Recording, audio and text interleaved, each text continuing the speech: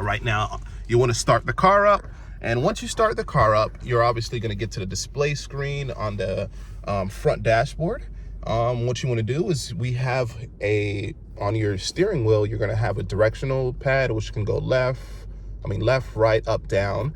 So you want to go to the right once, twice, a third time, till you get to the sign that shows the actual SUV. You click OK, and then it brings you to the tire pressure. As you can see here, the tire pressure we have 33, 34, 33, 33. And what's great about it, it also gives you the tire pressure of the spare tire that's in the back, which is 31. Because obviously, if you're gonna have a spare tire, you wanna make sure it has air in it when you do switch that tire. So pretty helpful information there.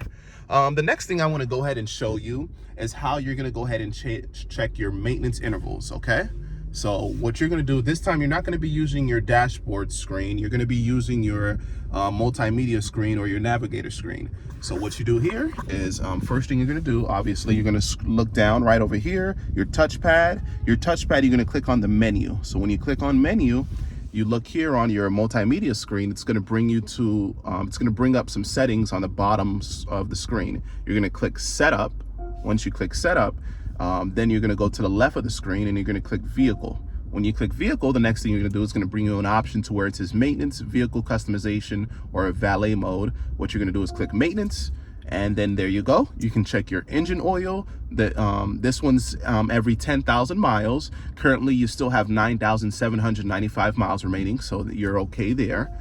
Next thing you can check also is your oil filter. Here's your oil filter. It's set for 10,000 miles. So it still has 9,795 miles remaining. So that's pretty awesome. Also, you can check your tire rotations. Now, your tire rotations, we have it set for every 5,000 miles, and you still have 4,795 miles remaining. So this is how you check your maintenance intervals.